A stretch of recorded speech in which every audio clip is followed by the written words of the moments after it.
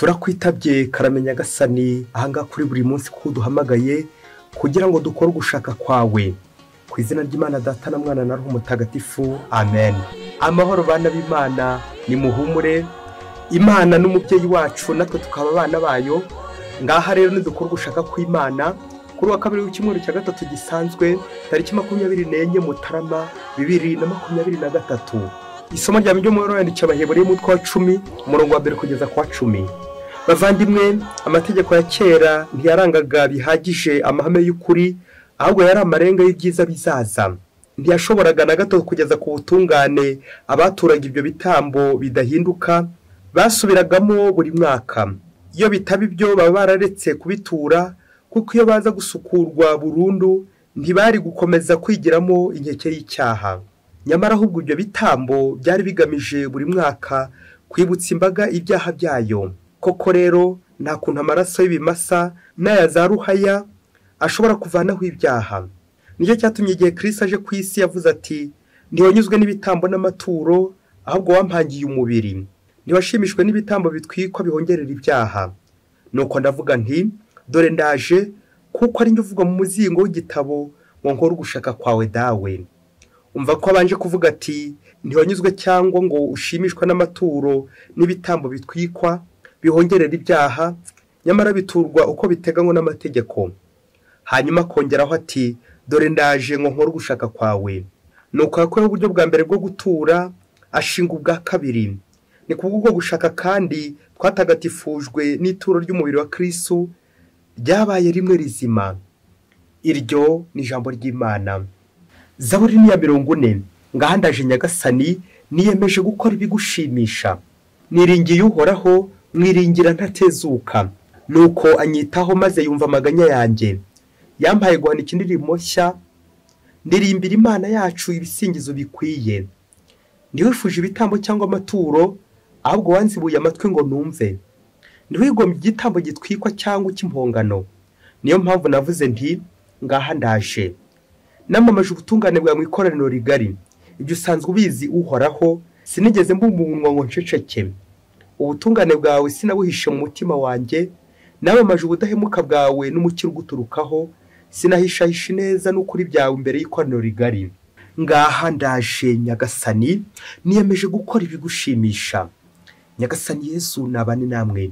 Amagambo mu Ivanjili ntagatifu kwanditswe na Mariko umutwe wa 3 umurongo wa 31 kugeza kwa 35. Muri icyo gihe Yesu yari mu nzu, nyina n'abavandimwe be baraza bahagarara hanze, bamutumaho ngo aze babonane. Abantu benshi bakabicaye bamukikije. Baramubwira bati, dore nyoko n'abavandimwe bawe bari hanze bagushaka. Arabasubiza ati, mama ninde n'abavandimwe banjye ni bande? Nuko azengurutsa amaso mu bari bicaye bamukikije, aravuga ati, dore mama, dore n'abavandimwe banjye. Umuntu wese ukora icyo Imana ishaka niwe muvandimwe wanjye, niwe mushiki wanjye, kandi niwe mama. Iyo ni Ivanjili ntagatifu. Ba Kristo bavandimwe muri Kristo, Yesu Kristo akuzwe. Ahangaha tugeze ni kuri umurongo wacu wa tubitwa buri munsi. Nyagasani abane natwe kugira ngo dukore ugushaka kwe ahangaha kuri buri munsi, kubera impuhwe n'urukundo dukunda. Uyu munsi turahimbaza mutagatifu Francesco wa Sale, umwepiskopi n'umuhanga mu nyigisho za Kiliziya. Uyu mutagatifu rero tumukesha kuyobora abantu b'Imana, naringiye kuvuga abayobora inzira nziza igana ijuru, ubwo yakundaga ubuzima bw'isengesho kandi akanabutoza abandi. Agakunda cyane cyane n'intebe ya penitensiya mu isakamento ry'imbabazi, ndetse akarikundisha n'abandi, bigatuma benshi barihabwa kuko imbabazi zitwunga n'Imana. Hamwe n'amasomo y'uyu munsi, umutagatifu adufashe gukora ugushaka kw'Imana, tugendere mu nzira z'Imana, maze koko tuba abana b'Imana, abana b'ukuri, abana b'Imana.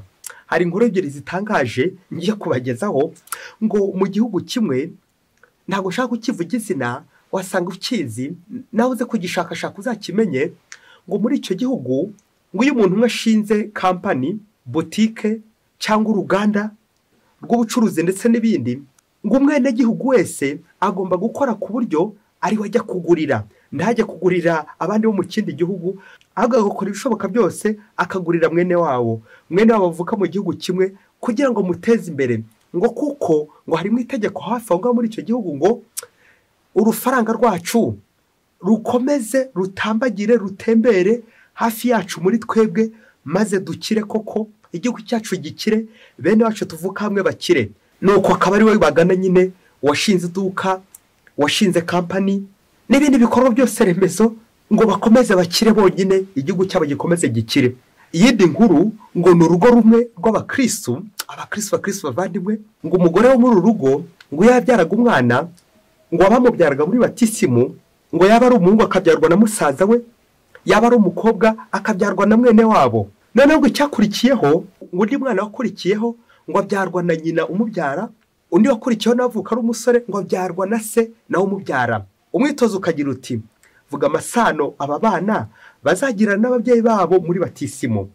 Ese guki aba babyeyi bahitamo ko ari aho umuryango wabo bababyarira abana muri batisimu? Ibaze nanjye nibaze. Iki nicyo bita mu gifaransa egoisme spirituelle, kubyarwa muri batisimu no muvukana. Kuri iyo foto nawe mubyeyi kubyarwa muri batisimu na sogokuru wawe na nyogokuru wawe na nyogosenge na nyirarume wawe abakareba kubyara muri batisimu. Egoisme spirituelle. Nawe mukristo uze kureba abakubyara muri batisimu abo uhereza abana ngo bakubyarire muri batisimu, uze kugenda ubyibaza ese mupfana iki? Wasanga nawe ukigendera ku isano y'amaraso. Umwana wa batisimu, umubyeyi wa batisimu umutoranya ute? Abakristo, abavandimwe ba Kristo ese bashingiye ku miryango cyangwa nanone wanareba no mu yindi miryango? Nguko kwamamaza Kristo no mu yindi miryango, kugera no mu yindi miryango. Uze kwibaza nanjye nibaze ukubyara muri batisimu ninde, abakubyarira muri batisimu ni bande? Ibaze nanjye nibaze. Izo ngero zombi ko ari ebyiri, bene gihugu na bene umuryango, ziratwerekeza uburyo tukagundira amasano y'amasano y'umubiri, tukagundira ibintu by'umubiri imiryango yacu tukanga kwivaho. Nyamara abakristo bavandimwe amasomo y'uyu munsi araza gutuvana kuri amasano y'umubiri tugane ku isano ya roho, isano isumbiye amaraso. Amasano y'amaraso abenshi tuba duhugiyemo tukayakomeraho tukayatsimbararaho, gukomeza kwihugiraho kubyarira muri batisimu uwo tuvukana akaba ariwe gusa duhorana dukorana imirimo tubana. Aha ibyo tutitonze byaza tuganisha no ku bindi bibi byinshi, pourquoi pas l'inceste n'ibindi byose bijyana nabyo. Ariko nyagasani umunsi adutegura amasomo aryoshye cyane adukuranga ku masano y'umubiri, amasano y'amaraso tuyarenge maze dusange isano isumbiye amaraso Yezu Kristo, isano dufitanye na Yezu Kristo nk'abavandimwe. Abavandimwe ba Yezu Kristo n'abagira gute? N'abakora ugushaka kw'Imana. Kuko twabizirikanye ngukora ko tugiye kuzirikana ku isano isumbiye amaraso y'ingingo remezo yacu. Ubwo iyo sano iza kutuganisha kuri Yezu Kristo, tukaza kubona ko umuvandimwe wa Kristo arugira gute? Arukora ugushaka kw'Imana, faire la volonté de Dieu. Ubwo twumvise mu isomo rya mbere koko ndetse na Zaburi yabyikirije bagaragaza Yezu Kristo wumvira Imana agakora ugushaka kw'Imana. Ese mu Kristo wowe urinde wo kudakora ugushaka kw'Imana? Ko na Yezu Kristo Imana rwose yiyoroshya igakora ugushaka kwa data. Wowe nanjye duhamagariye gukora ugushaka kw'Imana. Nicyo kitugira abavandimwe ba Kristo. Kristo yumvira Imana, natwe twumviye Imana tukumvira Kristo, tuba turi abavandimwe ba Kristo. Ngaha ndaje nyagasani ngo nkore ugushaka kwawe. Amen, amen, amen. Ivanjiri y'uyu munsi iraryoshye cyane ubwo iri gutwereka abavandimwe ba Kristo koko.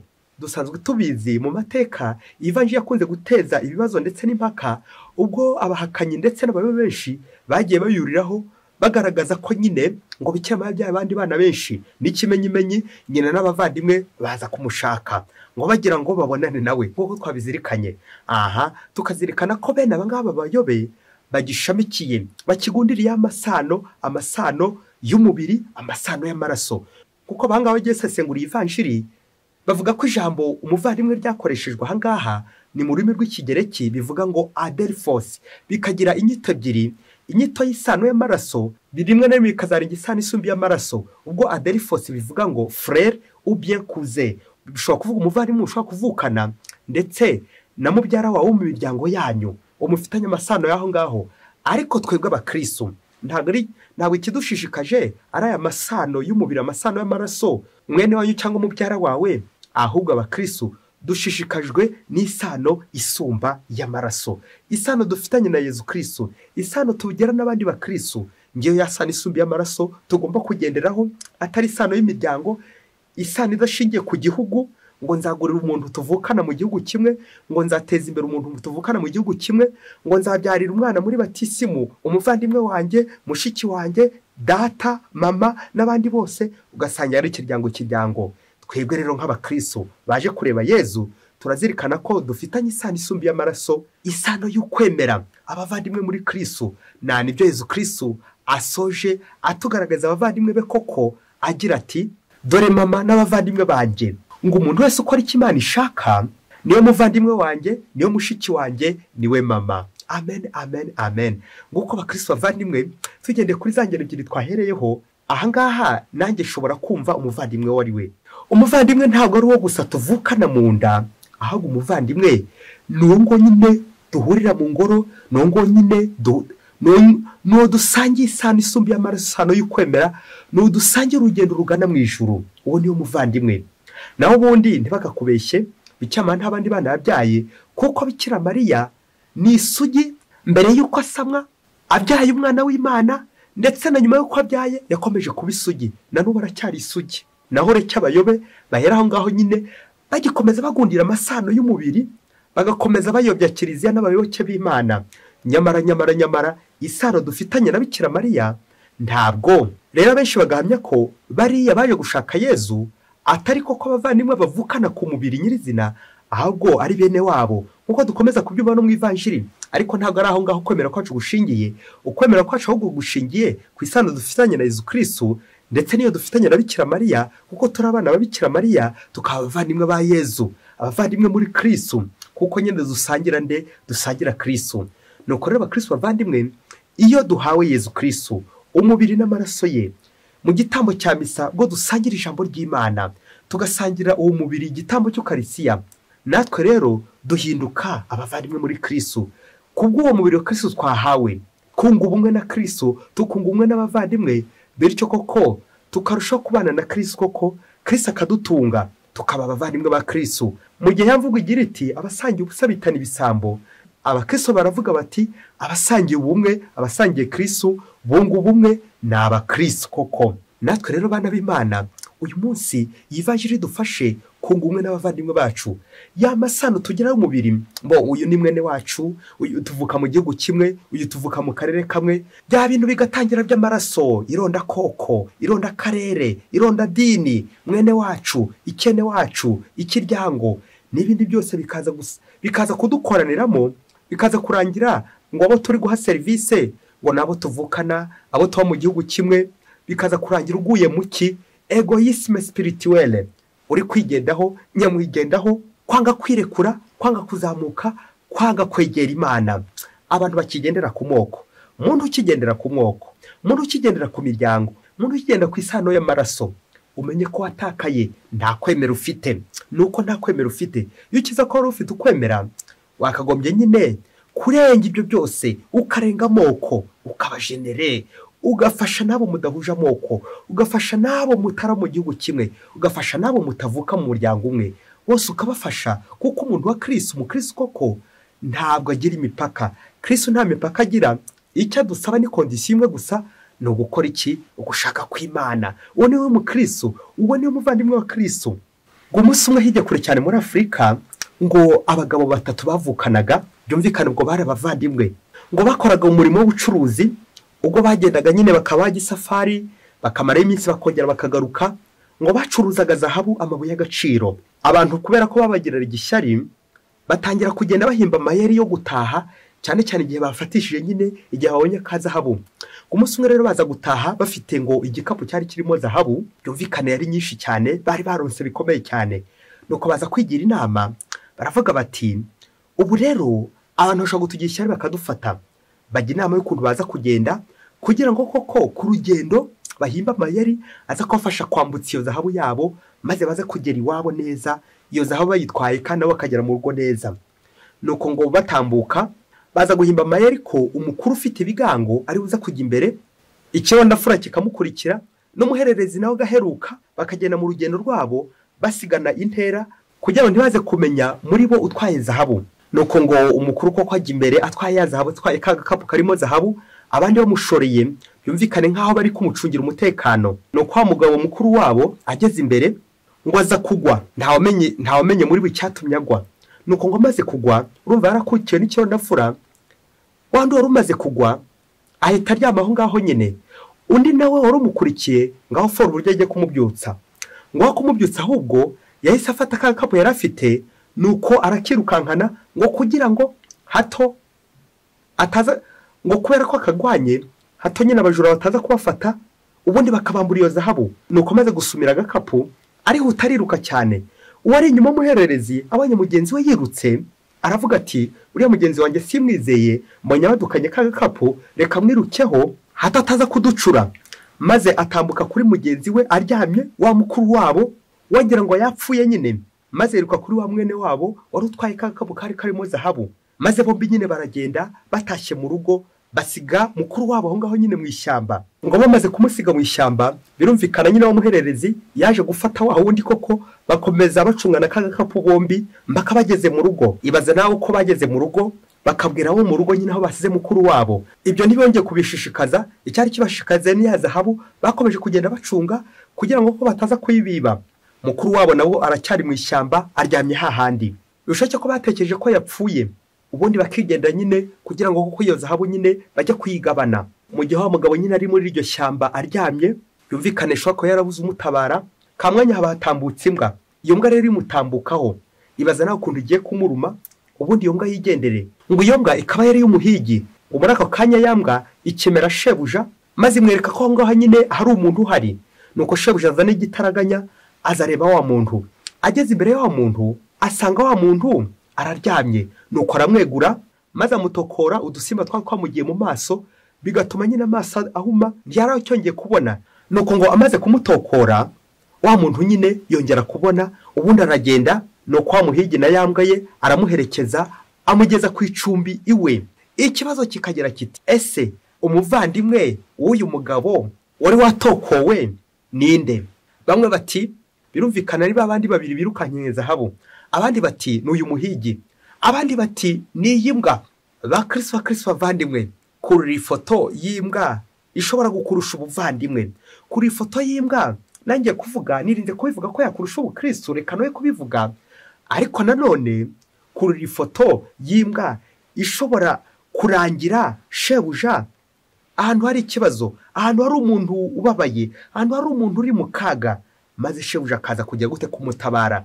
Kuri iyi foto y'imbwa itabara igakora ubutabazi nk'ubu ngubu, mu gihe bene umuntu, mu gihe abavandimwe be bigendeye birutse kuri ya zahabu, batwaye ya zahabu, basize umuntu. Ba Kristo bavandimwe, tekereza ukuntu tujya twiruka ku bintu tukabyirukangaho tukanabifata yewe, ariko tugasiga abavandimwe bari hehe? Bari mu rwobo baguye. Ese mu Kristo umuvandimwe wumvise mwene wabo w'umuntu wari waguye? Umuvandimwe ni muntu ki? Umuvandimwe ni umuntu wese ugutabara, ni umuntu wese mujyana ku rugendo ntagusibye nyine, ni umuntu wese mujyana ku rugendo akagusindagiza, n'igihe uguye akakubyutsa, mugakomeza mukagendana mpaka mugeze hehe? Mugeze ku icumbi. Iyi nkuru y'abavandimwe ikadushushanyiriza uburyo tujya ku rugendo, uburyo bw'abakristo turi ku rugendo, urugendo rwo kwemera ruzatugeza hehe? Mu ijuru. Nawe mu Kristo umuvandimwe uze gutekereza inzira zawe, inzira unyuramo, abo muba mwajyanye, wasanga ujya ubata mu nzira kubera gukurikira ibintu. Abantu benshi dukunda ibintu kurusha abantu, nyamara ntituzi ko ibintu ntacyo byatugezaho mu gihe nta bantu dufite. Tekereza abantu wataye ku nzira, tekereza abantu wataye mu ishyamba, tekereza abantu wajugunye, n'abandi benshi cyane. Uze gutekereza uko uzabagarura, uze gutekereza ukuntu uzagera kujya kubareba. Abo ngabo ni abavandimwe bawe, abavandimwe muri Kristo. Ngiye isano dufitanye wa Kristo bavandimwe, imwe ntikaturushe kuyimenya, imwe ntikaturushe kumenya isano dufitanye nk'abakristo, nk'abantu dufitanye isano isumbuye amaraso. Ngaho turi ku rugendo twese, turi kugenda dukorera hano kuri iyi si, turi kugenda dushakisha imibereho hano kuri iyi si, ubwo ubucuruzi ngiye za business dukora. Ariko ntukibagirwe ko uri umuvandimwe wawe, ntukibagirwe isano isumbuye amaraso ufitanye n'uwo muvandimwe, mukorana urugendo, muri ku rugendo, urugendo rwo kwemera. Uwo muvandimwe ngo ukora ugushaka kw'Imana. Waruzi ko imbwa ishobora gukurusha gukora ugushaka kw'Imana? Kandi ari imbwa kandi byaba naho abantu b'abagabo bigendeye bigurukiye akabya bindi ngo wa mugabo mbwa unyagirwa n'abandi we ati naboze nashize. Nguko abakristo bavandimwe tugomba no kumenyana guhekana ku rugendo. Nyine umuvandimwe ni wa wundi ushobora kugira ibibazo abandi tugakomeza tukamusigasira tukamuheka tukamutwaza igihe ananiwe tukagendana nawe tukamurwaza igihe arembye igihe aguye tukamubyutsa kugira ngo dukomezanye urugendo. Naho ubundi ibintu ntacyo dupfana nabyo, zahabu ntacyo dupfana nayo, ahubwo isano tuyifitanye n'uwo muntu dusize ku nzira dusize ku rugendo, wa wundi tudafungurira, wa wundi twirengagije, uwo nguwo niwe uzaduhuza n'Imana, uwo niwe uzatuma tugira urugendo rwacu rukagera mu ijuru, uwo niwe uzatuma tujya mu ijuru. Ya mpamba dusangira na Kristo, ya funguro rya Ukarisiya dusangira kugira ngo itubere impamba koko itugeza mu bwami bw'ijuru. Ukarisiya n'impamba y'abari ku rugendo igashushanya nanone ibikorwa dukora ibyo dusanya n'abavandimwe ubuzima bwa buzima dusangira nk'abari ku rugendo nk'abavandimwe koko bafitanye isano isumbi y'amaraso. Gusangira Ukarisiya bikadufasha nanone gusangira ubuzima, bityo ntidusigane kandi ntidusigane. Francisco wa Sale mutagatifu udusabire. Mwese Imana ibahe umugisha. Imana Data na Mwana na Roho Mutagatifu. Amen. Padre Masumbuko Ladislas wa Diyosezi ya Cyangugu.